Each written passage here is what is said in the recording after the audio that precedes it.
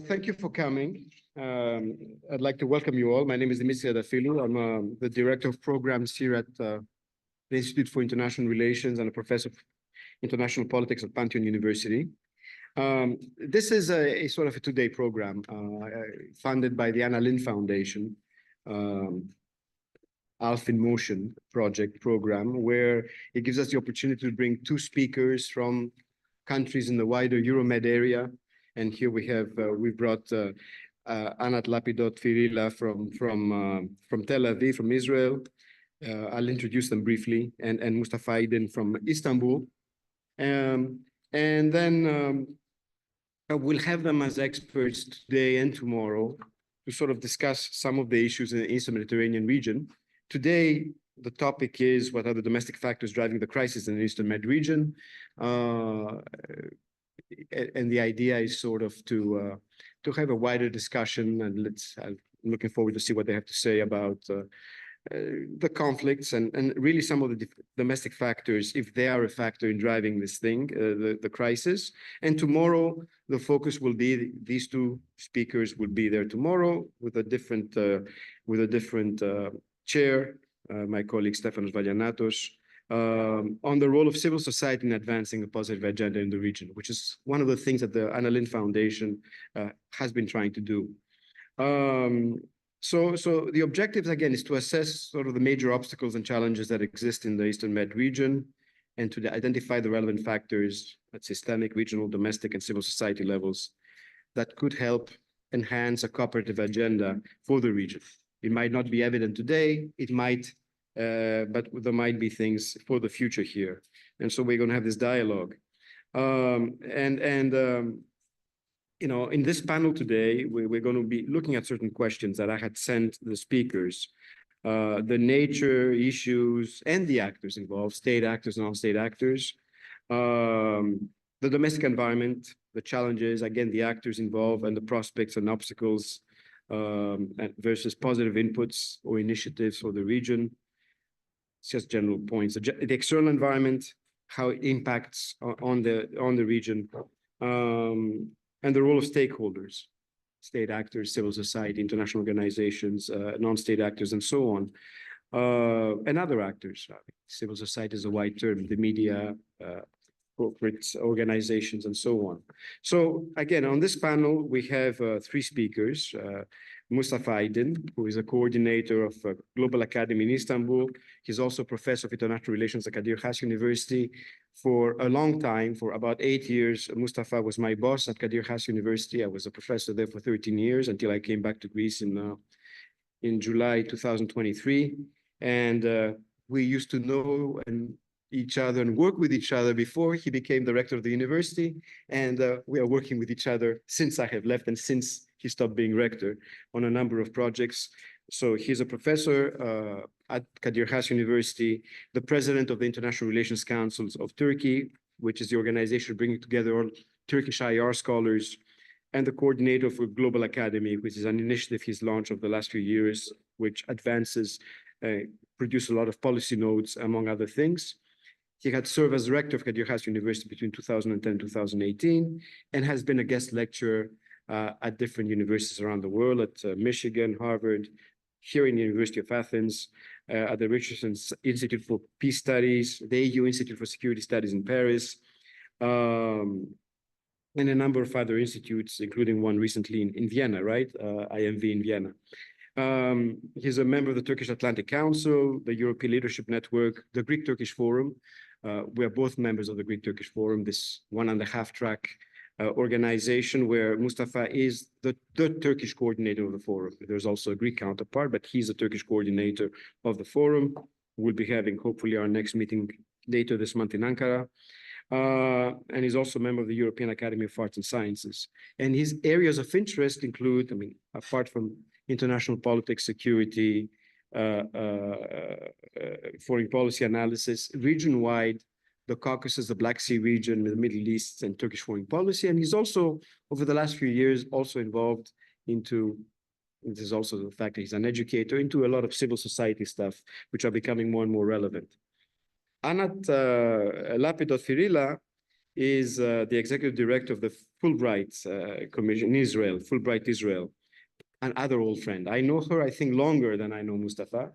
We met a long time ago when I was doing my PhD at the Fletcher School in Massachusetts. She was there with her husband as postdocs, right? You were a postdoc at the time at Harvard. I was at her wedding, among other things. And we've kept in touch over the years, both with Anat and Michalis, her husband. But Anat is basically, I mean, she was previously a senior research fellow and academic director of the Mediterranean program at the Van Leer Institute in Jerusalem before she joined the Fulbright Commission in 2015, founding editor of the Journal Levantine Studies, which is an academic, semi-annual academic journal. And she has taught in a former life, Middle Eastern Studies and Turkish Studies, published as well at the Department of International Relations at the Hebrew University of Jerusalem. And she also has a connection to the Anna Lindh Foundation in that between 2009 and 2014, she headed the Israeli network of the Anna Lindh Foundation for Intercultural Dialogue.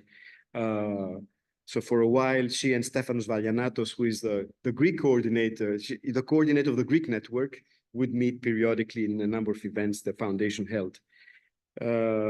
She has a BA in Jewish History and Middle Eastern Studies from Tel Aviv University and a PhD from the Department of Politics at Durham University. And then last but not least, Ronald Maynardus, another old friend, who is now based in Athens, a political analyst and commentator. I love working with my friends. I love working with my friends. And our common interest is one of the things that has brought us together, and we've kept in touch over the years. Ronald has been brought up in Egypt and Greece by, as he claims, he writes, globe-trotting parents, and he has followed their paradigm. He has a PhD from Hamburg University with a thesis on Greece's foreign policy vis-a-vis Turkey. A journalist, he started his professional career as a journalist at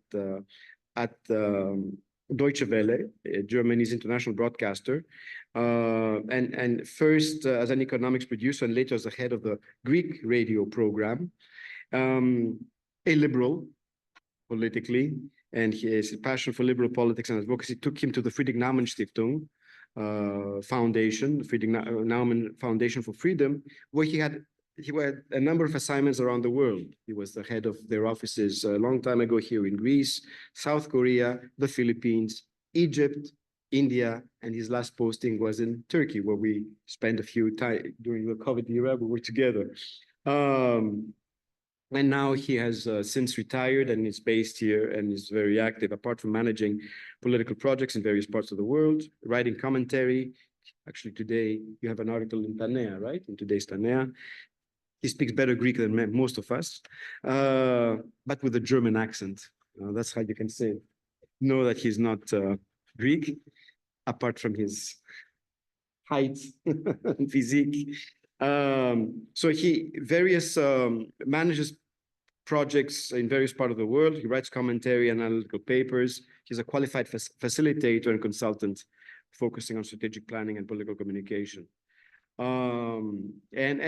Again, very much involved in this world. And in part, one of the things that the Friedrich Naumann Stiftung and all the other German political foundations are doing is to try to bridge societies, bring in different actors within societies and between societies. And then part of his work all over the world, and in particular, when he was focused both in Turkey and Egypt, had to do with this.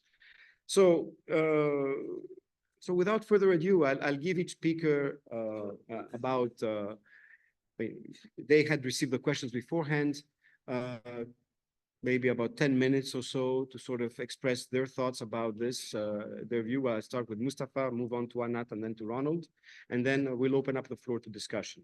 So Mustafa, the floor is yours. Yeah. Okay, thank you, Dimitris.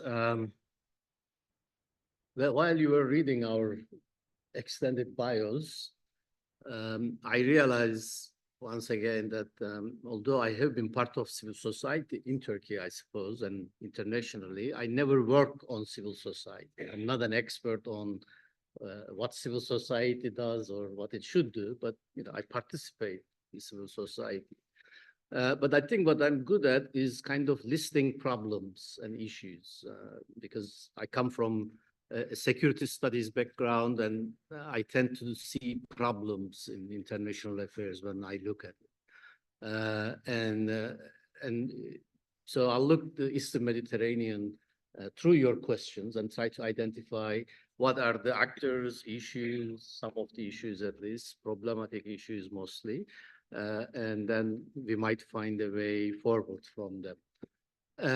Also, since the end of the Cold War, I think in many meetings, I start discussing, especially meetings that are focusing certain regions, I start discussing what that region is. I mean, definition of a region and its borders actually defines its problems, issues, and the matters. So the Eastern Mediterranean, in various occasions, I have happened to be present. I used to say that the Eastern Mediterranean used to mean, during the good old days of the Cold War, only the Cyprus issue. People talk about Eastern Mediterranean cryptically referring actually the Cyprus problem between Greeks and Turks, at least as far as the literature in Turkey and mostly in Greece also concerned, and NATO literature too. When NATO talked about Eastern Mediterranean issues and securities, it was about the Cyprus problem between two NATO countries. But this has changed since the end of the Cold War. Now, Eastern Mediterranean somehow has become a new region which is separate from the Mediterranean. The Mediterranean has been kind of divided now into two sections in the middle, East and West. Nobody calls them East and West yet, but it looks like the problems, the issues are somewhat different from each other. And in the Eastern Mediterranean, of course, there is further problem, and in looking to the borders of Eastern Mediterranean, does it covers only the countries bordering the Mediterranean? You know, the number of few countries that has borders and shores in the Mediterranean, or even further, the countries what I would call the Levant region, for example, Iraq, is it extension of Eastern Mediterranean? I don't know. The countries that we used to know, Middle East is certainly part of it. But now Middle East came to define something else. When I say Middle East, in many environments, people understand what I would call core Middle East, which is the Arab countries of the Arabian Peninsula and maybe Egypt also. But Levant, Eastern Mediterranean now very clearly covers Syria, Lebanon, Israel, obviously, Jordan, most probably, even though Jordan doesn't have a border seesaw, Cyprus, both Greek and Turkish parts, and Egypt, Turkey. Greece, I don't know. Greece is somehow out of Eastern Mediterranean, but in the Eastern Mediterranean because of its interest there. So definition is important because however you define, it defines the problems and the issues and the actors. And the first question actually Dimitri asked us was, who are the actors in this region? When I look at the issues, the current, at least some of the current issues in the region, the most important ones that come to my mind from a state security perspective is the sovereignty-related issues. It's not only sovereignty-related issues between Greece and Turkey or Cyprus and Turkey, but also Israel and Palestine, for example, Israel and Lebanon, or how about the Syria? You know, who's going to control where in Syria and what kind of a country is going to have in Syria? That's all relates to sovereignties, and sovereignties are usually one of the more important aspects of warfare in international relations. Whatever else happens, the sovereignty always underlines the conflict. Then there are environmental challenges. We were just talking that Dimitri was telling me African sand is coming to Athens this afternoon. We experienced the same thing a few weeks ago in Turkey. This was something that we never experienced before. So the environmental challenges are there. And it's not only the changing air, the weather, etc., but also the water scarcities, which is an aspect of politics For years, people talked about the next war in the Middle East will come from a scarcity of water, but it never did. But still, the problem and issue is there. Energy ownership, production, and trade has become an issue in the Eastern Mediterranean. It was always an issue in the Middle East, wider Middle East, but not in the Eastern Mediterranean. With the discoveries undersea, it has become part of a challenge in the region. And who is going to not only own, but also who is going to produce and who is going to transfer this to the markets through which roads? That's all become political issues and debates. Movement of people, another issue. It's not only the refugees that we have been experiencing, starting from many countries, but Syria predominantly in recent years, but also migrants. Now, people are not refugees, those are not refugees, but they are economic migrants, and now increasingly environmental migrants we are talking. Bangladeshis who are going to face disasters in environment might start moving towards the West. The direction is Iran to Turkey, then to Europe. And that's sometimes, and most of the times actually, the Eastern Mediterranean also becomes part of this transfer of refugees and migrants and the people. So we have to think about these issues also. Looking domestic environments where Dimitri is more interested is, well, as everywhere almost in the world now, democratic backsliding and governance problems in this region was actually predates most of the countries in the world. Right? I mean, we started having democratic backsliding in a number of countries in this region, and the good governance was not really always part of this region's history. And of course, rise of populism, nationalism, and radicalism. Another issue. These are all huge issues we can debate like maybe 10 days and cannot come to the result, but need to be mentioned. There are population-related issues, two types of population-related issues. One is there is a youth bulge, especially in the Arab countries. They are problematic because you need to find jobs or create jobs to them. You need to find livelihood for them if they are going to be happy in life and not threatening to the societies they live in. But also we are facing now, for the first time in this region actually, a generation getting older. The population is becoming older. Turkey just passed the threshold of renewing its population. Now, it's the growth rate in Turkey is below 1.5 for the first time in its history. This is not a wartime. It's interesting. This is happening under the government where the government is actually pushing hard from the beginning to have 3 children. And it's not having an effect or having a negative effect, but it's a kind of a trend and it's happening everywhere, including the Eastern Mediterranean countries. So how this is going to affect the economy, welfare in the region, we have to think about it.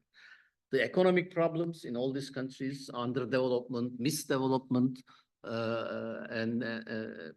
is a problem in this region, and mismanagement of economy in most of the countries. Who are the actors? Of course, there are other problems here. We have regional state actors, obviously, but we have so many proxies of global powers in this region. The proxies are sometimes state actors, sometimes non-state actors, but they are nevertheless here. And it's not only that we have proxies of global powers, but now I think it's kind of a unique to this region is that now we have proxies of regional countries also acting in the region on behalf of their patron state. We have, of course, obviously non-state actors, and we have seen how much they can have an effect, like Hamas and Hezbollah and whatnot, and how much they can affect influence beyond the region, right? And then we have what you might call unrecognized or less recognized state actors. Of course, Turkish Republic of Northern Cyprus as a Turk comes to mind first, but also Palestinian Authority. It's not a fully recognized state. Some does recognize it and others don't. How about the Syrian regime, the current Syrian regime? Is it, it looks like that everybody recognizes it, but they don't treat it as if they recognize it as a legitimate actor. You know, the European sanctions are still there, which was put for the former regime, not the current one, but they are still there. The American sanctions are still there. So it's not a fully integrated state actor, even though it looks like a state actor. So this is a problem, of course. How are you going to bring all these actors, different layers of actors into the table to talk civil society problems, let alone security issues? Finally, the external environment that Dimitris asked is we have to think about the evolution of international system and our unending debate, right? It has been 35 years now. The last system, international system ended, if we take it from 1991. And we are going through a transition period, but this is the longest transition between international systems that we have experienced since the Peace of Westphalia. I don't know the ancient times. I didn't look at the international systems, but I looked from since of Westphalia. This is the longest so far transition period, and it's actually longer than some of the international systemic periods. So I posit a question that maybe we are living in an extended period of transition, and we might not end up in a recognizable international system. Why this is important beyond academic interest, but it is important because international systems bring order. Whether you like the system or not, they bring rules and regulations and order. Sometimes that's why they are called international order instead of international system. Order is important to provide security, because when you don't know the rules and regulations, then you might get ideas of occupying your neighbor or grabbing land, and some countries are already doing that, or some countries are wishing to doing that, like Greenland by the United States. So we don't know how much this transition is going to go, but it's definitely going to have an effect in this region. If not, it already has. The second part of external debate and environment, we should consider about the U.S., what U.S. is. U.S. withdrawal from the region. We were talking just, with Anat in the morning about U.S. funding in this region for several civil society initiatives. We all started to experience withdrawal of United States, not only militarily security, but with money, real money who comes to the civil society institutions and allows us to do things that it's disappearing, the impact of which might be very clear in the region very soon. There is an energy transformation in EU. You have to talk about this energy transformation. It's going to affect how these countries are going to behave, not only regarding the energy resources they are using, but also how their economies are going to function, which then ties into the welfare of the countries, which again then ties into the domestic stability or instability of the country. So it's all kind of connected. And finally, we have to talk about the impact of wars, right? The Syria civil war, it ended officially, but it sort of continues on and off. Ukraine, Russian occupation of Ukraine and the war that continues, whether it's going to finish or not, and we'll have to see that. And of course, Israel's various wars now, starting from Gaza, going in Lebanon, Syria, and it's expanding circle. So we have to think about all these issues, and Dimitri is looking at me, so I should stop, because when I don't have prepared speech, I talk longer, but I should stop here, right? I listed few. Yes. We can. Thank you very much. We can continue with our discussion. You've listed a few very extensive list of issues, actors, and very relevant as well, the external environment, which makes our job more complicated in trying to figure out a framework. Anat. Thank you very much. First of all, I want to say thank you for organizing it, and I'm very happy to be here. So don't worry when they said, we're all friends. It has nothing to do with age. It has to do, it's our version of saying the honorary gentleman. We say friends, my friend. But I also want to thank Mustafa for mapping the problems and the construction. You did a very good job. And but it's not fun if we all agree about definition and everything. So I'll start with trying to redefine your definition. And I'll say that when we look at the Eastern Mediterranean, we always ask ourselves what exactly are the borders of the Eastern Mediterranean, what makes it a region. And after October 7th, my understanding of the region has changed drastically. And I think that waking up in Israel after you get an alert for a missile attack from Yemen, you realize that, after the second, the third, a year after, you realize that the region has changed. And we can talk about this region, we can call it the Eastern Mediterranean or something else, but we need to stop thinking about it from a shore to sea perspective. We need to look at it from some kind of a sea to shore perspective, like great powers do. And for me, the region starts somewhere in the Gulf, maybe even in India, or the borders of India, and ends in Berlin, or as not exactly in Berlin, but somewhere in Europe. We all share the same problems, regardless of the differences. We have no luxury to look at the tiny differences between us. We need to address the problem we're all sharing, either because we all suffer from security problem or immigration problems or climate-related problems. So we cannot ignore it. So I think that the lack of some kind of clear division of powers between the major external actors, the lack of it created this tiny, state and short to see perspectives, and we need to think about it again. So we were asked to map the different actors, and I will not repeat everything Mustafa said. I agree with his with the mentioning of the different powers, but I also think that we have powers that in the past we used to ignore or just to look at it as insignificant. But I think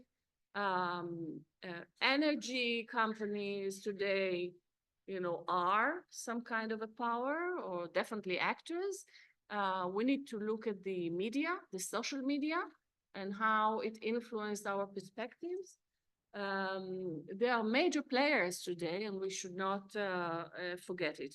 Of course, there are core issues in the problem, in the region, whether there are competition on energy, resources, disputes, maritime disputes, security instability, the fact that in many of the regions we have terrorist groups that have territory. They're not states, but they have territory and they're ruling these territories. This is a major problem, and we need to address it. As far as actors, I will divide, from an Israeli perspective, I will divide the region, the area to two, very roughly. So from an Israeli perspective, you have Greece, Cyprus, Egypt, and the Abraham Accord states that are part of this region now, either because of American interest or others. Now it's an Israeli interest. So they are part of one, some kind of an allied states. And you do have, others that cause, from Israeli perspective again, that cause some concerns. That is Turkey, Lebanon, Iran, and many of the terrorist-controlled territories like the Houthis, the Hezbollah, and of course in Lebanon, and the new regime in Syria. And I do think again that media, business, high-tech companies are also important actors in these games. So this is also good news. It's not just bad news, not about instability and security problems or rivalries. There's also potential when you think about business and think about high tech and technologies, and you think about the challenges ahead, you realize that there is potential and even a need for collaboration in the region. And we need to think positively because we need some kind of a positive agenda.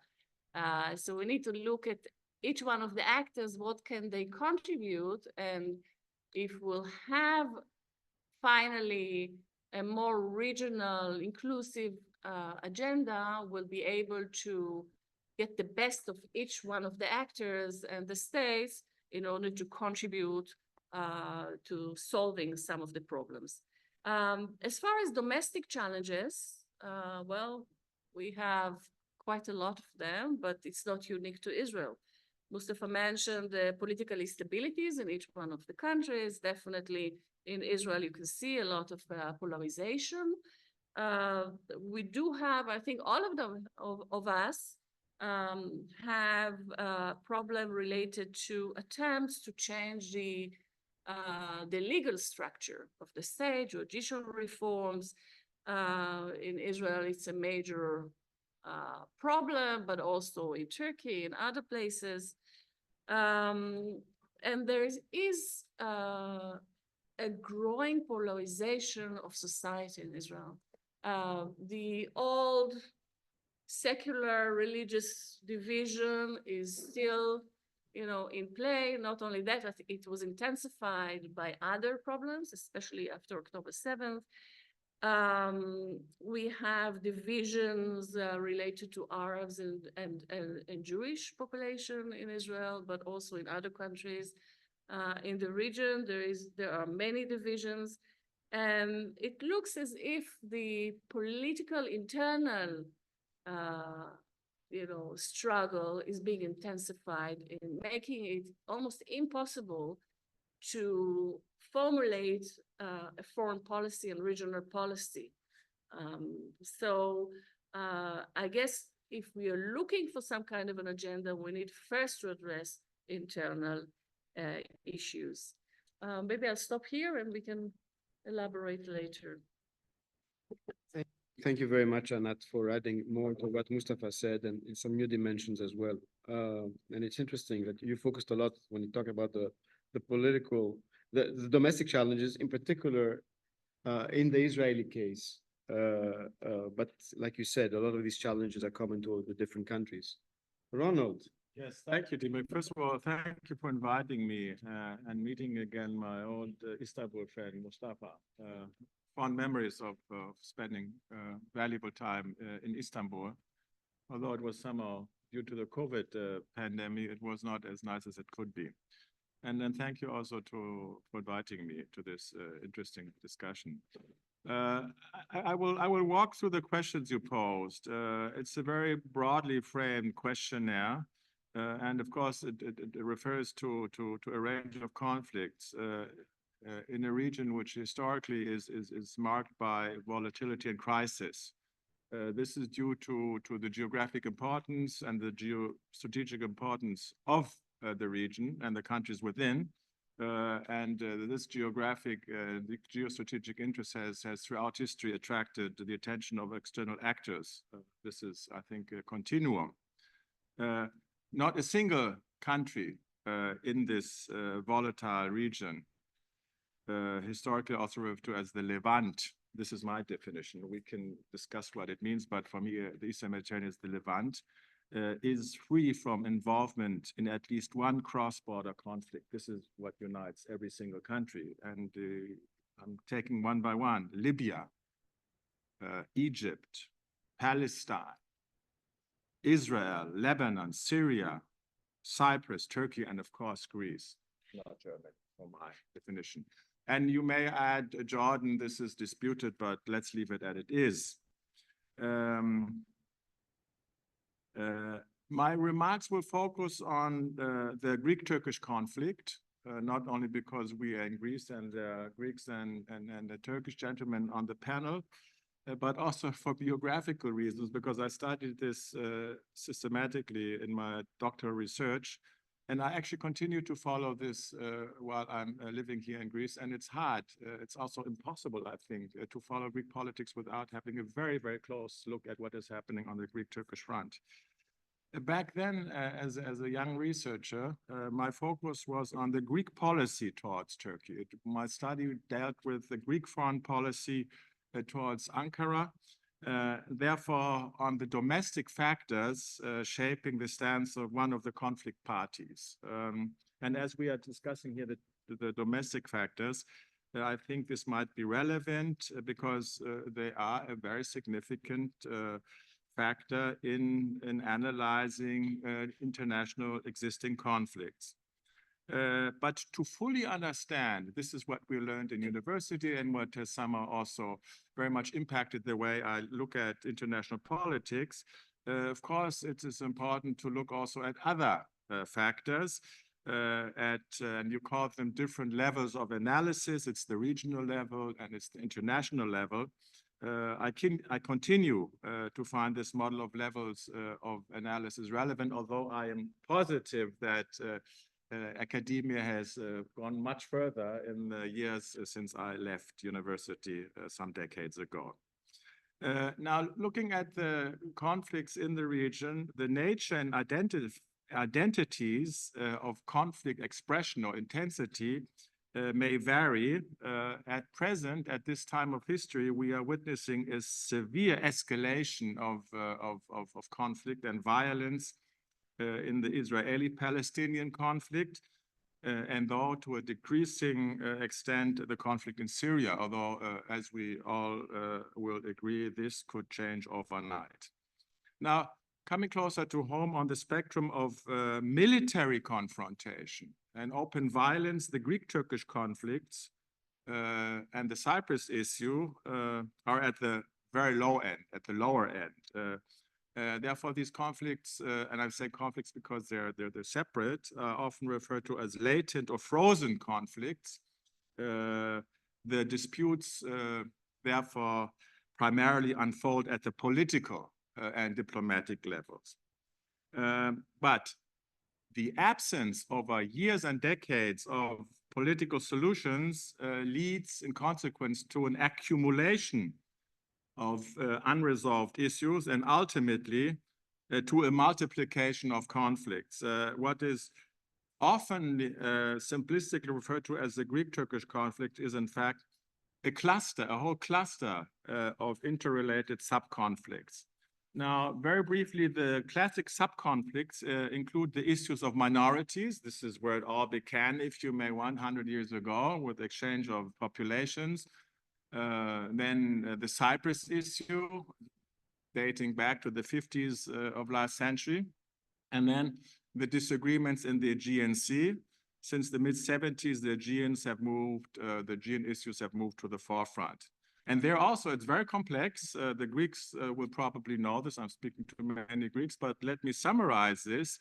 There's a range of bilateral disputes here. It's the continental shelf, exclusive economic zones, territorial waters, sovereignty, airspace control, and also the issue of to what extent certain Greek islands may be militarized or not. Now, more recently, the Aegean has become one focal point, but it has moved also to what is here called, or what is generally referred to as, the Eastern Mediterranean. Now, regarding the domestic actors, on both sides, the primary actors, both sides, I mean, Greece and Turkey, if you want, you can add Cyprus also, are state institutions and governments. Non-state actors play at best a secondary role. This is very, very, very specific. Now, this being the case, political change coming about typically in democratic processes can significantly alter the behavior of players, of actors. And the most striking example of this is on the Greek side, is the policies of Greece vis-à-vis the Cyprus issue in 1974, where the military junta here exerted a coup against the president of the Republic of Cyprus, which ultimately led to the Turkish invasion and the status quo we are seeing today, the division of the island.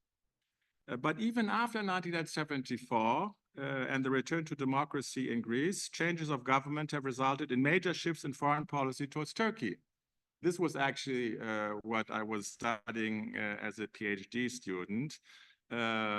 But I had left university when a very major shift happened, which was in 2004 with the transition of power from the PASOK, which is the Socialist Party of Prime Minister Simitis, who recently passed, to the new democracy of Kostas Karamanlis. We have very clear distinctions there in these political parties, how to deal with the issues related to Turkey. Now, the key foreign policy actors, now who are actually the people who are executing the policies with regard to Turkey, they are quickly mentioned. The most important are, of course, the Prime Minister, the Foreign Minister, and the Minister of Defense. And interestingly, if you follow the public debates here in Greece and if you follow the news, there are very interesting differentiations and differences, especially in public communications between the Prime Minister and the Defense Minister. They are policy relevant and also interesting in Turkey as well. We see a differentiation. If you look at the public communication of the government there towards Greece, the defense minister often adopts a more hardline stance towards Greece than does the president of the republic. Now, two more words regarding the external actors. This is the international level, because naturally, as I started my argument, they play a central role in all Eastern Mediterranean conflicts. In terms of supranational actors, I think three organizations stand out. They are NATO, they are the European Union, and the United Nations. There are very, very extensive studies of the role of these specific organizations in the Greek-Turkish arena. There's hardly a topic which is so extensively researched than the role of the European Union in this part of the world. There are tons of books on the role of the United Nations and the Cyprus issue. And of course, the role of NATO is very important also. And there is this thesis, and I tend to agree to these theses, that NATO particularly over the decades has had a very stabilizing effect. Leftists don't like this because they hate NATO, or they used to hate NATO.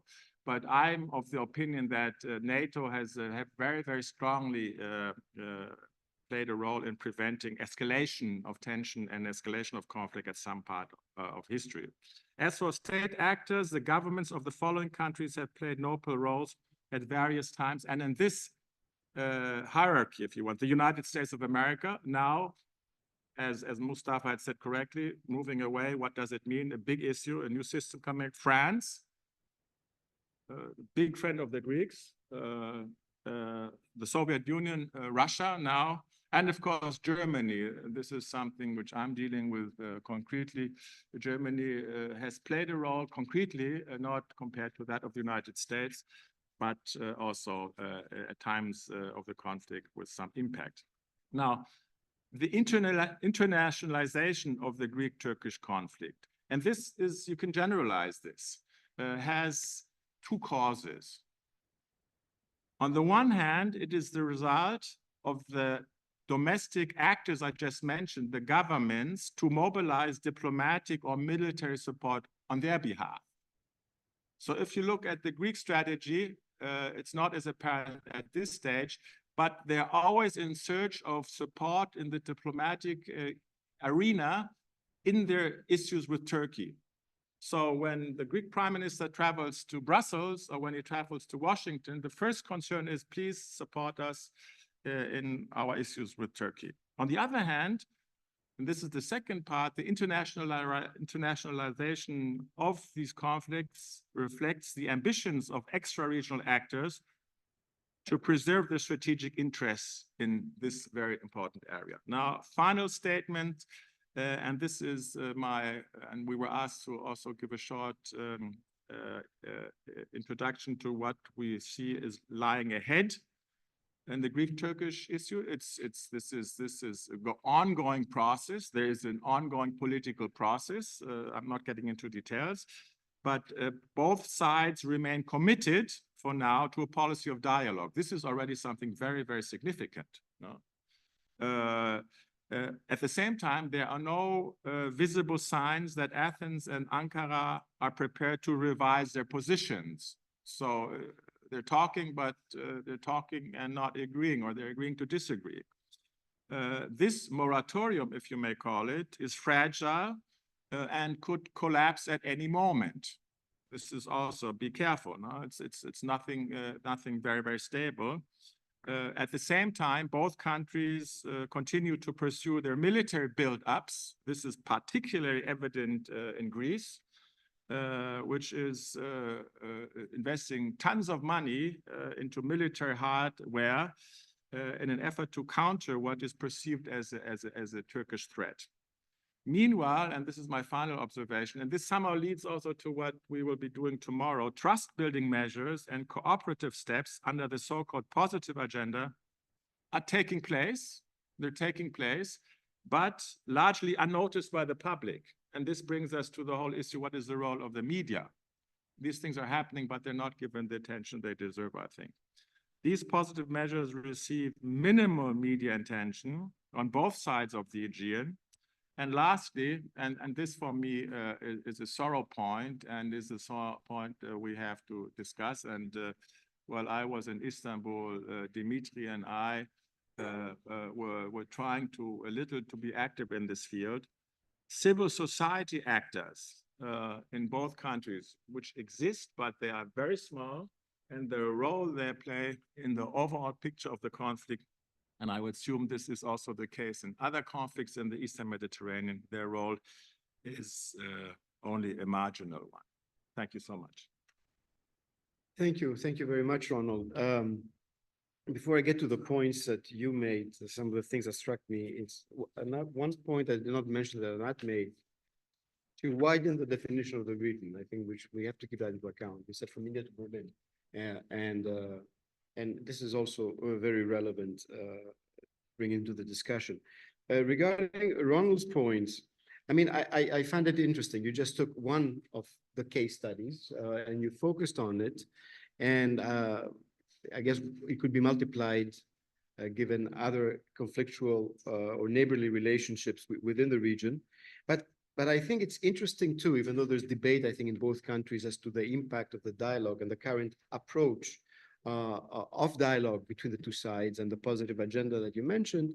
On the one hand, this could be a model for the rest of the region, potentially, and other parts of the world where there are conflicts, but somehow this has not necessarily been translated enough, has not influenced enough public opinion to allow the governments to try to push through this approach.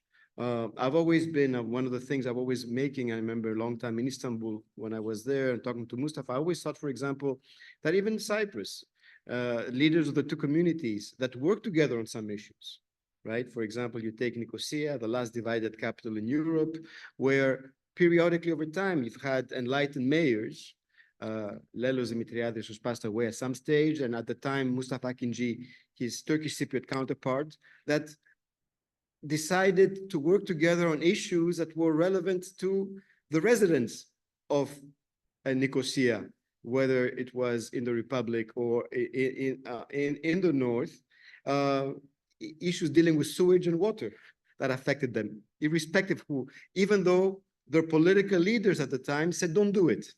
And that as a model show, and there were other cases, even the case when there was a explosion in Cyprus a few years ago, and there was a power outage, and it was personal contacts between businessmen that allowed for power to come from the north for a few days until the republic could regain its power. So there are all these examples of how one can work at different levels, albeit the non-resolution of issues, or as you said, Ronald, new and more issues have been added.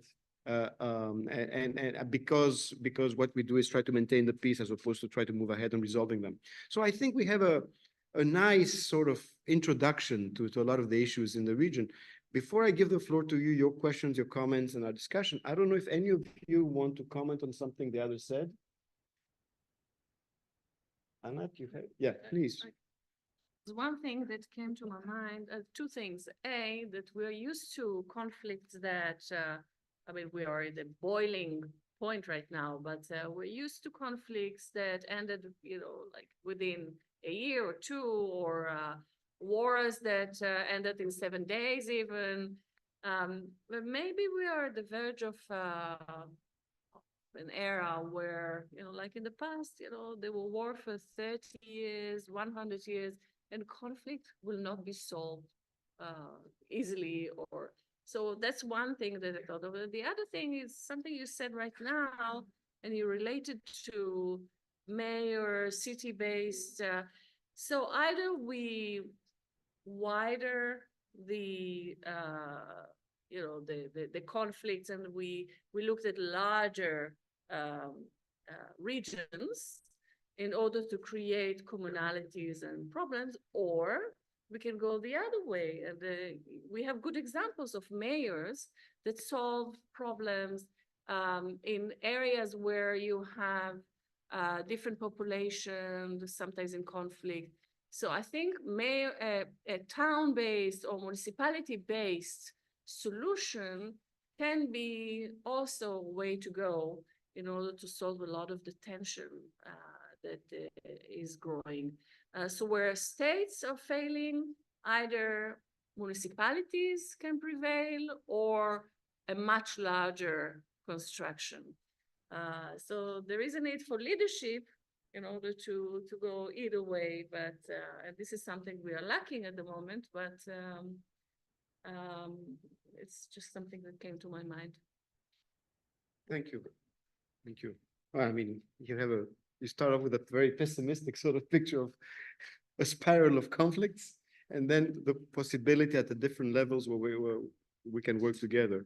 I mean, another example, of course, is what's happening between municipalities across the Aegean, right? Where part of the fact that we have this visa-free, in particular, for Turkish citizens to come to Greece for maximum of 7 days to some 10 or 12 islands, is due to local pressures of both the municipalities in the Greek islands and in the Aegean coastal, Turkish Aegean coastal cities. And so this is another example of how one can work together.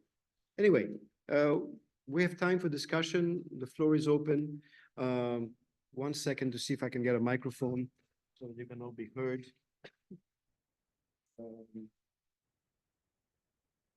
Okay. Well, you can use this one to start. We'll start with you. And then we'll bring the microphone. Introduce yourself and then. Of course. Thank you very much for all the members of the panel. My name is Kouvas Konstantinos, and I'm a PhD candidate in Pantheon University. Well, during the conversation, a number of interesting topics came up, but I would like to mention a topic that was mentioned by Professor Aydin, in particularly demographic transition.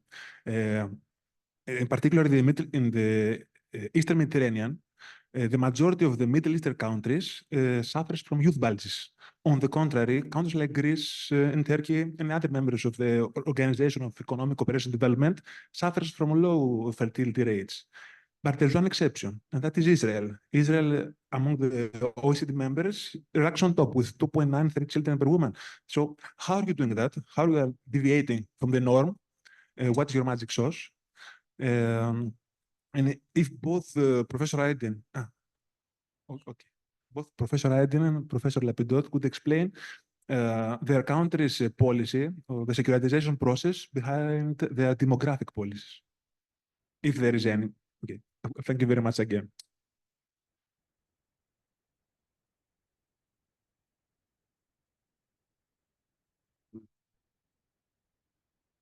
So, my name is Thras Marketos. I'm a doctor in international relations and analyst, writer, and a lecturer.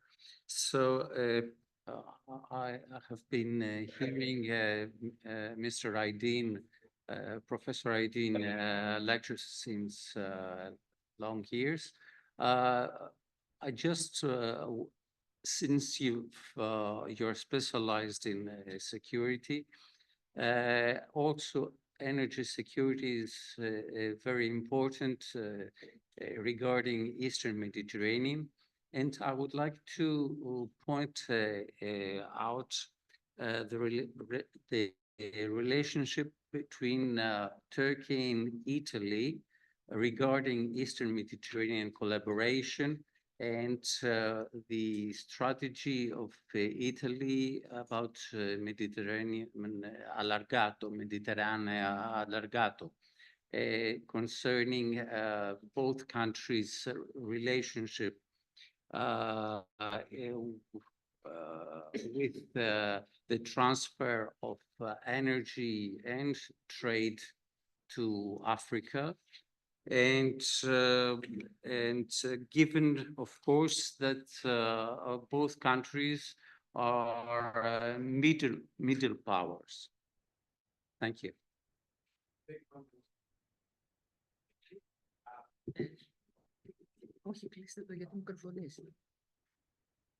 Thanks. Nikos Denisatos, Pantheon University student. So my question is also for our Israeli visitor, basically similar to the demographic question. Do you think that like when in 2050, the Haredim are gonna be like 50% of the population, and like not just the ultra-Orthodox, but also the Orthodox Jews, like when the average person is gonna be more like Ben Gavir than like a liberal Tel Aviv academically prone person in Israel, do you think that like how this will affect the region, like politically speaking, like in Eastern Mediterranean, and like if this is sustainable in the future, basically? Yeah. Give the floor back to our speakers, and then we can go for another round. Mustafa or not? Who wants to start? Ronald, nobody wants to ask you questions. But I have a comment on what she said. Okay, go ahead, get you. Go ahead, No, it's not. I talk too much. go ahead, Ahmed. Okay. Next time he'll start. So, Konstantinos, right? I think economics and demography in Israel are mystery. It's very different. It's very difficult to explain the success, the economic success in spite of everything, and also demography. But I will say that the interesting part is in the picture, demographic picture, is that it is the secular families that are making more children than the rest. So Haredi population having obviously more kids, but numbers are declining. So while in the past they had more, like 10 kids a family, now they have less. It's not the exact numbers, but and also the Arab population is having less children. It is the secular ones that are having more children, and where I grew up in a very leftist town of Givatayim, it's near Tel Aviv, and every family had 2 kids and a dog. And now every family has at least 3 kids, if not 4, and this is the normal size of a family. So definitely there are policies that are helping families to grow. There's money invested in it. It is the policy of the government to support growth. We can talk about historical reasons for it, trauma, from the Holocaust onward.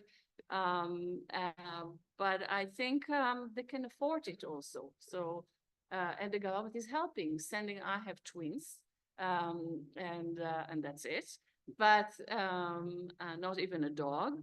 A shame to the family. But it was very easy from a financial point of view, because if you have twins, this is something also that the government encourage you to have fertility test, So you don't pay for kindergarten, education is free, you get high quality of education, university is very cheap. So it's not easy, but yeah, everything is, the policy is definitely helpful. Now, Nikos, right? I have to say that sociologists are looking at this demography issue with wonder, and they argue that a religious woman will give birth to more secular kids than the seculars, because part of the family is becoming secular, part is becoming national religious, and part is remaining religious. So I don't think, I mean, definitely there's a lot of progress in the community, but I don't think you will see 50% of the population religious. Also because it's not sustainable. Because if you don't go to the military and you don't contribute, you don't pay taxes, and the secular community is sponsoring you, there is a point where it's not going to be sustainable. So yes, it is an issue, and it has an effect, obviously it has an effect on the political view of Israelis. You've mentioned Ben-Gvir, there's many others. Of course, Ben-Gvir is not an ultra-Orthodox, he's more of a religious national, an extreme case of religious, and we will see more people like him in the government because of the demographic changes. But it's too early to know which direction it's going. And of course, he represents a population that not himself, he didn't serve in the military, but his kids and his community is contributing. Is Israel becoming more nationalistic? Definitely, yes. Okay. Stefan.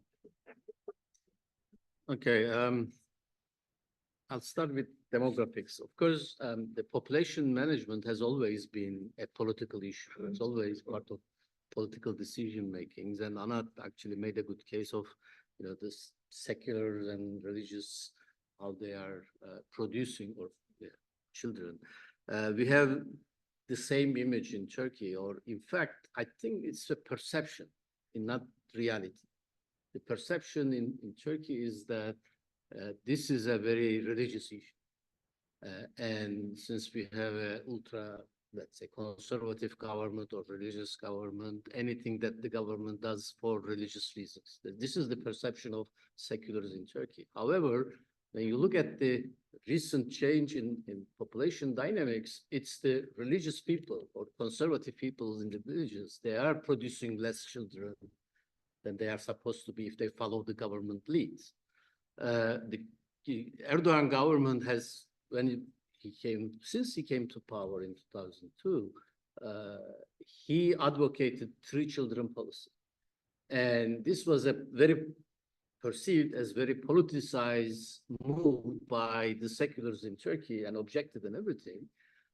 But when we come today, 2025, and face this population growth being less than the natural status, then people started to realize, or something is happening here beyond religious considerations. I think it's scientifically proven in a sense that when countries reach certain level of wealth and more importantly urbanization, they stop producing more children. They produce less and less children, and average becomes 1 point something. And it seems that Turkey has already reached that. That's it. It's beyond what you believe or what the government is trying to do. Currently, the Turkish government some incentives, but not as extensive as it's in Israel here. Very few incentives for the mothers when they become mothers, and like permission to stay home longer periods, not to work, and some money support and etc. But obviously they are not having an effect. An unspoken part of the policy might have been the might have informed the policy of Turkey's policy towards the refugees. This is unspoken because government never ever mentioned this, but I'm just thinking myself that the current government might have seen Syrian refugees as a way of augmenting Turkish population. Because if you look at Turkey, since its independence, its population have always, well, it worked both ways, of course. The former minorities left the country. They were not big numbers, but they left the country. But then we received so many immigrants and refugees all over the year from Europe, West and East as well. And the Syrians, if they are going to stay in Turkey, and many people think that maybe 60% of them will stay in Turkey no matter what, they will be the latest addition of population growth in Turkey. But as I said, this is not something that official policy, government policy. Coming to the energy issues and Italy, Turkey, it's great to come to Greece because I learned different aspects of Greek-Turkish relations that I never hear in Turkey. Dimitris knows this. You didn't hear about Erdogan's visit to Italy? No, I heard about that. Yes, I heard about that. I saw the Meloni meeting. The things that are reported in Greece and Turkey are totally different issues. Actually, really, even myself, forget about the reporting. I never thought, but now I will start thinking about in this way. I never thought that Turkish-Italy rapprochement, let's say, might have an effect in the Eastern Mediterranean. But it's an eye-opening argumentation. It might have a result in Eastern Mediterranean. But the primary concern or primary motive from the Turkish perspective is, I think, two sides. One is, as you mentioned, the trade to Africa and connection there, but also more importantly for the government is Italy's role in Turkish defense products, defense industry. This visit was actually preceded by accusation of one of the Italian companies by the defense company in Turkey, which was owned partly by son-in-law of Erdogan. So there is this kind of a defense production connection. And it's important because everybody keeps talking in Turkey now, while Europe is in need of new security structure, there is money, 800 billion euro is now promised to be spending on defense issues, then Turkey could get into that, tap into that. So that looks bigger priority at the moment than preventing Italian companies operating offshore of Cyprus. But now I can put that in the list as well. Thank you. Start round two. So we have one here. Okay, I see it. 4 hands. We'll take 4 questions. Yanni, ξεκινάμε εδώ.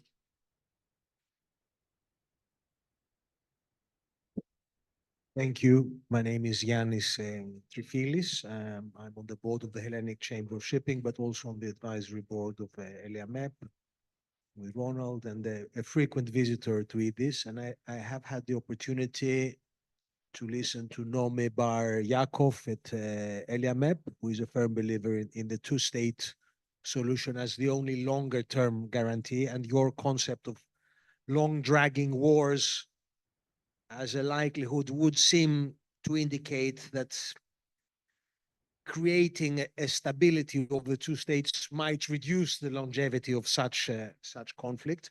And also we had Amy Holmes here talking about Syria a few months ago. And I think that if you were to ask her about the Middle East, looking at it from the Syrian perspective, she would definitely include Qatar and Saudi Arabia in that, if not for any other reason than the gravitational force they exert in the region.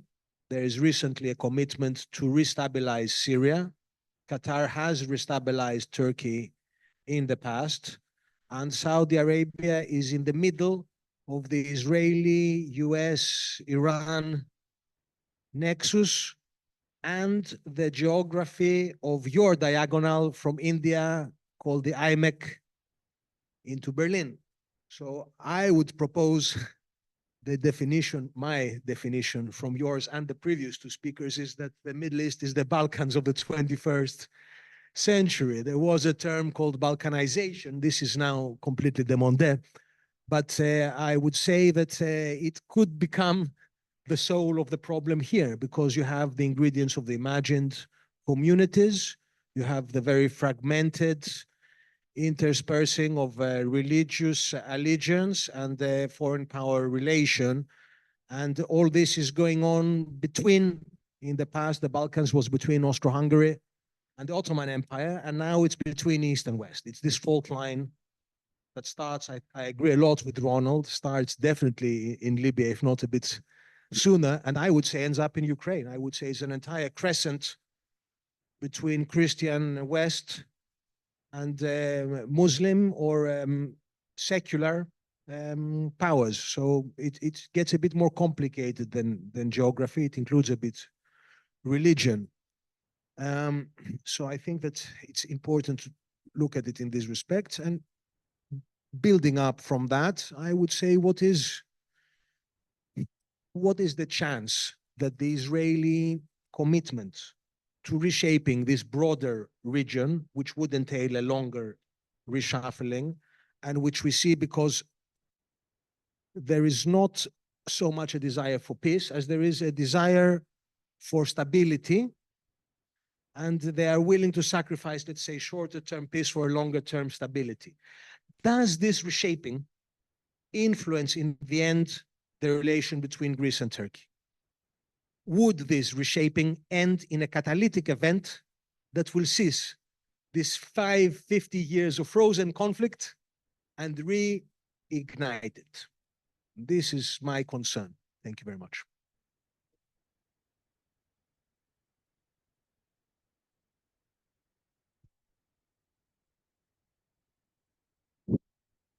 Thank you very much. I will try to be as brief as possible.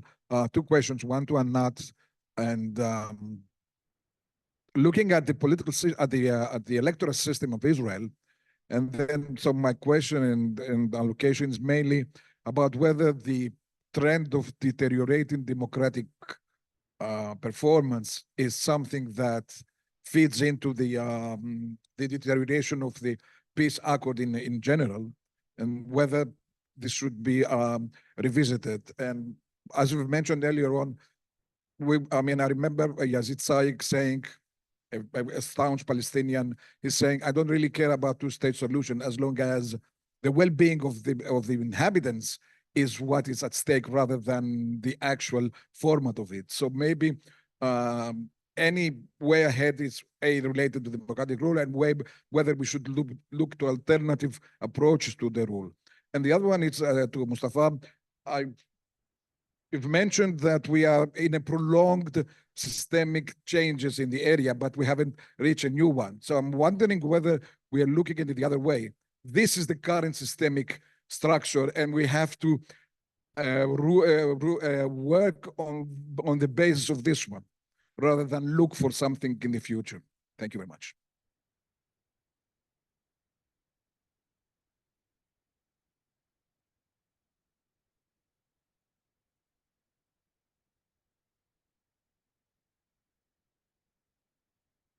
Hello, my name is Christiana Gira. I'm an investment consultant, also a writer, also hold a master's in international relations. So my question, I want to seize the opportunity of having an Israeli interlocutor and a Turkish on the same panel and ask what worries me mostly is what is happening in Syria right now. The regime of Assad collapsed with the help of Turkey, and then the Israelis have started, some attacks in order to secure stability and not give terrorists access to, all the defense weapons. So what worries me most is what is happening between Israeli and Turkey right now concerning Syria. I think this is the hot issue at the moment. Thank you.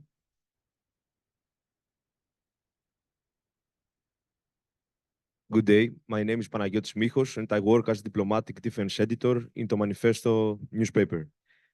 Mr. Meinardus, you have a deep knowledge of international relations, especially the regional diplomacy.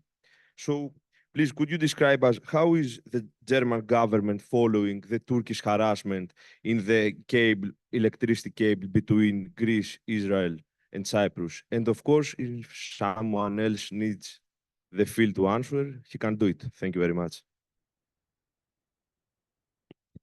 All right, let's go back to the panel. Let me start now with, who is it? It's Mustafa now. Right?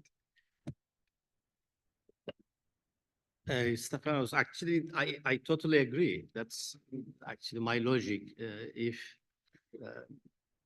What if this is the end? Right? Because 35 years is long enough to wait for a new dawn, and it's not coming But because this is linked to also another statement about prolonged warfare. Yeah, exactly. yeah. I mean, that's something that I really fear for international system, and for us as people who are happen to be living in this era. I don't see a way. Of course, there is no way out that I can see. I mean, I cannot affect the international developments. The only real possibility of change might come after what Donald Trump is doing in the United States. We don't know where this will take the US exactly, but he's actively dismantling the last parts of the former international system. So once that is totally dismantled, it's not all due to Donald Trump, obviously. The system has been dismantling itself for some time, but now he's accelerating. Then we will see whether he or other US decision makers have any idea of the new international system that they want to build. Right? I have my question marks whether they have, at least the MAGA group have some idea of what kind of an international system they want. But nevertheless, this is it.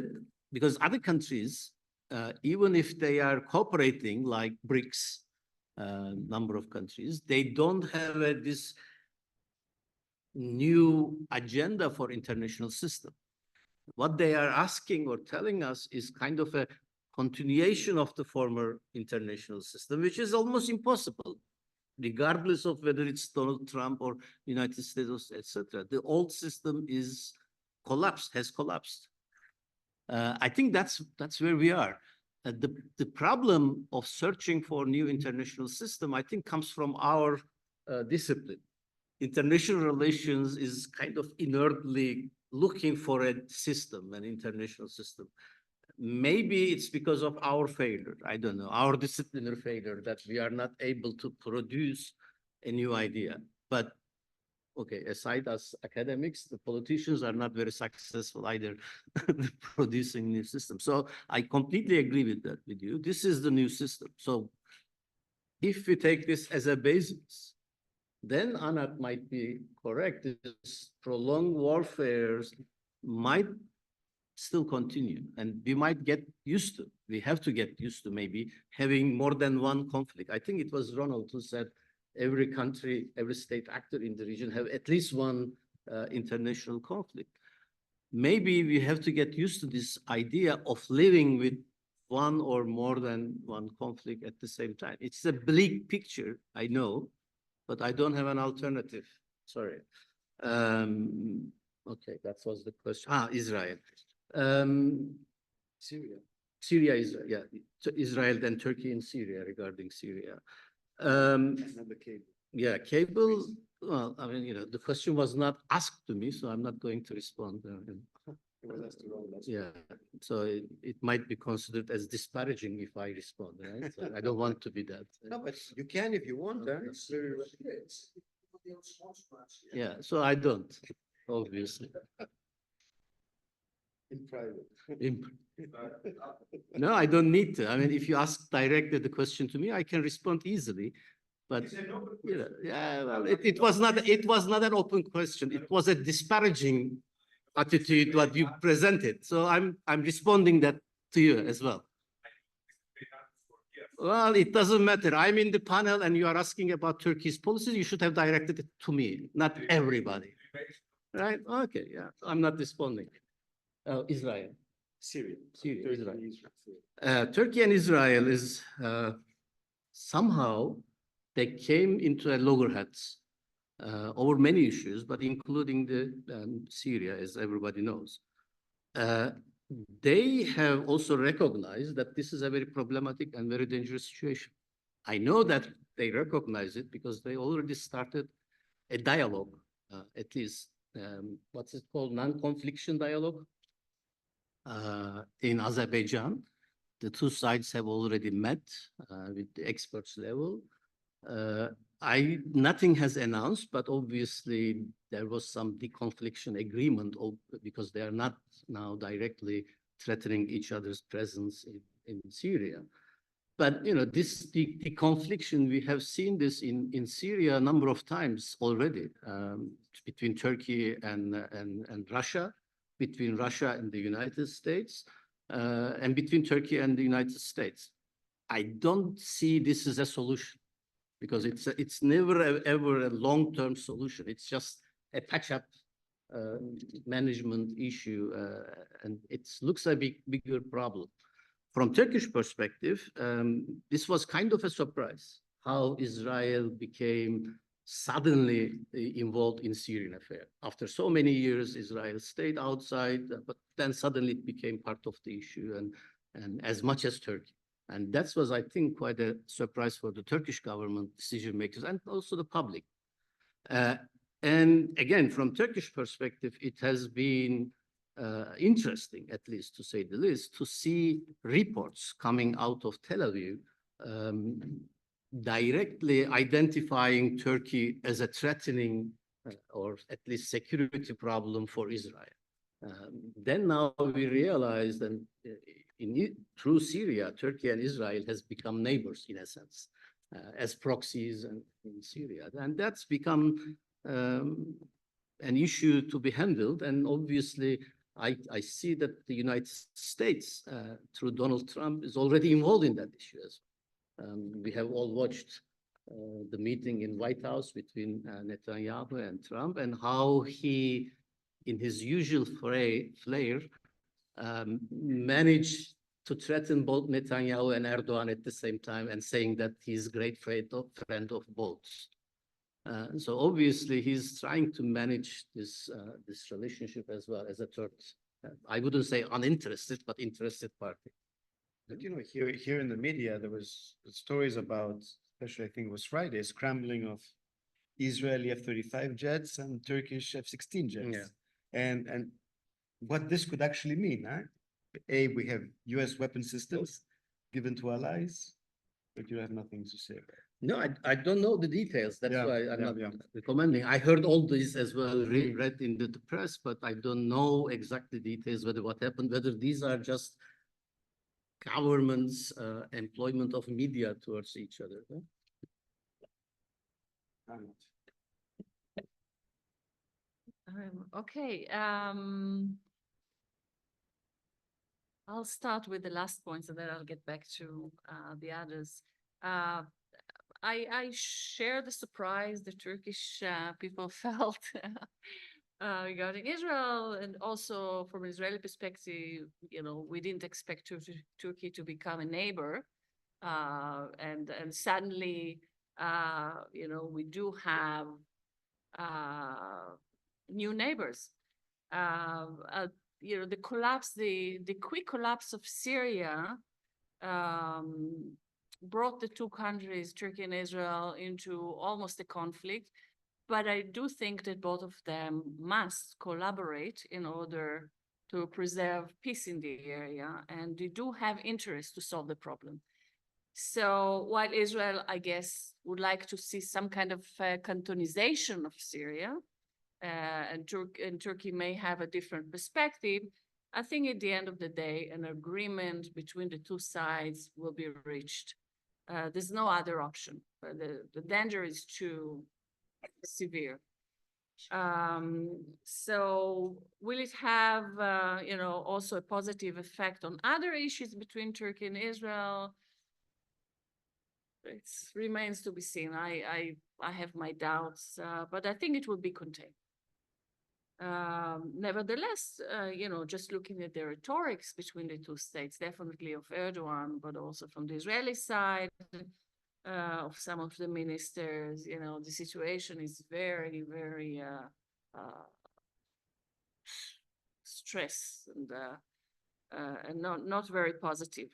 But I think again, in a long-term, perspective, the two countries will come to an agreement and arrangements over Syria, over other issues, the Kurdish issue, of course. There is a concern about the Druze population in Syria. So I'm confident that this will be in agreement between the two states. So I want to go back to some of the comments that were made about Balkanization. Yes, maybe it's Balkanization. We've seen it, for the last 20 years, this process. But Balkanization may end in some kind of arrangements from Balkanization to cantonization, maybe. Some arrangements, some conflict were solved by, divisions and separation. This may be the end, but it's a long, long process. And I share your perspective on, looking from India to, as we already mentioned it, from India to Berlin. I do think we do have this, very broad area where we need to work together to solve problems, because Berlin is also, as a symbol to European cities, is also influenced by the conflict in the Middle East or in the region. You mentioned Qatar. Definitely Qatar is a major actor now. Whether it's temporary or not, I'm not sure. Saudi Arabia is definitely going to be a player in the region. But behind all of it, there is the US government. And what I don't know, and maybe Mustafa and Dimitris, and you can elaborate on, is the role of Russia-China axis. And not only in Africa, but also in the Middle East. Definitely, we shouldn't ignore these institutions. I want to refer very briefly, if I may, to something you've said about NATO. And yes, in the Greek-Turkish conflict, NATO, the UN, and the EU played a role. When it comes to the wider region, well, we see that the UN has very little influence on solving problems. Definitely from an Israeli perspective, it's not a credible institution, although UN troops are being used between, to ease tensions sometimes on the borders of countries. But the UN is no longer a credible player from our perspective. Israel is not part of NATO. And I just wonder, and this is also a question for you, how NATO is going to look like in the future. I'm not quite sure what the American policies are going to be regarding NATO. We do see some changes. And finally, the EU. I think a major problem is that the EU is not consolidated. There is no EU policies. It's, the difference between the different countries on different issues regarding the Middle East area and the Mediterranean. The differences are serious, and I don't see them coming together into becoming a major player, and it's a shame. Yeah. Okay, thank you. Ronald, Yeah. many things for you. Yeah, but I will start with, I have some points with you. I learned something from you and I want to share this. Regarding EU and NATO, let's leave the United Nations out. In the Greek-Turkish context, NATO has, if you look at it historically, played this role of peace builder, although that's not what they have on their front. But the EU has a problem because Turkey doesn't belong. And therefore, there's a problem of if you may, equidistance. And you have then two Greek-dominated actors. They're the Cypriot Republic, and you have Greece. And of course, the Turks feel belittled, and I understand it because they cannot participate on an equal footing. Listening to you, I have reconsidered my position regarding the delimitation of what we call Eastern Mediterranean. And now you mention Berlin all the time. I would maybe concede, including, now we are looking at the criteria, the demography.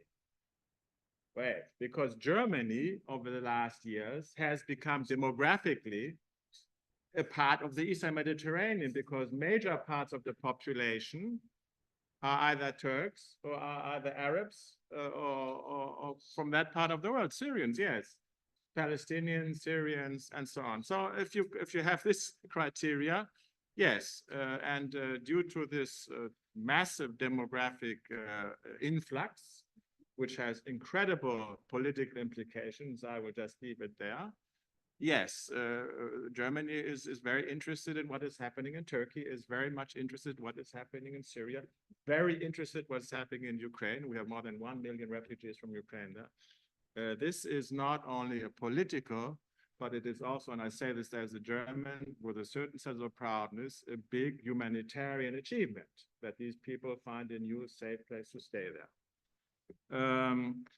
Another point, what struck me was the discussion we had about the longevity of conflict, when you said the 30 years or the 100 years conflict.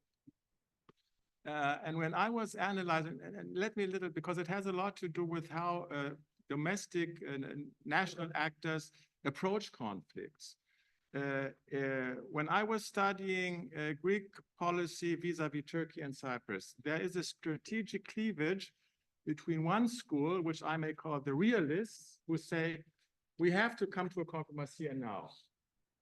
And let's take what we get, and we were willing to give up. There's another school of thought which say, no, we will not give up. We have our entitlements now, and we will wait for the transition of the international environment, for something we do not know or now, but which might occur in a couple of years, in a couple of generations, where we will have a better chance due to a new configuration of actors.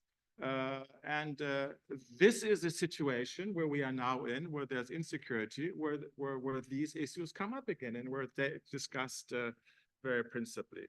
I think this is very fascinating to put this into a context, and thank you for this mentioning of the 100 years and the 30 years. This is really something.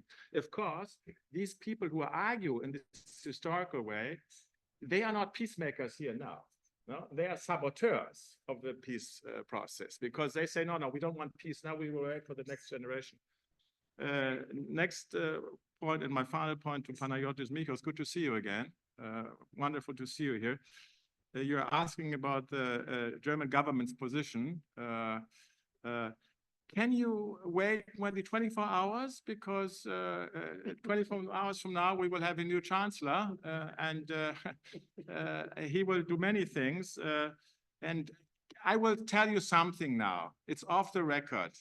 Please trust me that the connecting cable between Kassos and Crete is not his top priority. No? He probably will not even know what it's all about. He will, if you tell him the word Greece and Turkey, he will think not of Greece and Turkey as Greece and Turkey. His association will be Ukraine. And his association will be, what can I do that the incredible military potential of Turkey and the substantial military potential of Greece can be utilized in order to strengthen the independence struggle of the Ukrainians against the aggressor in Moscow. This is what is in his mind.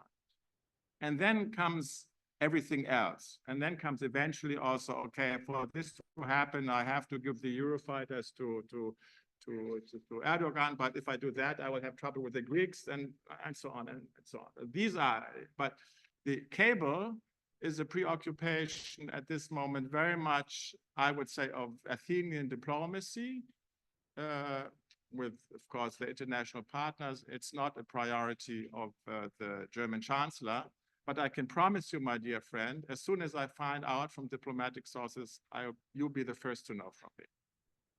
Thank you.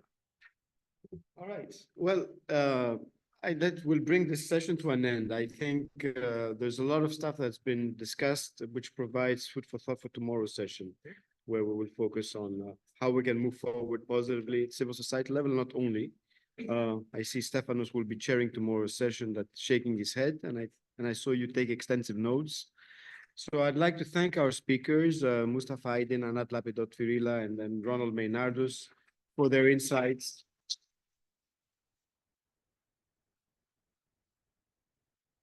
And all of you for your avid interest and participation. Thank you very much.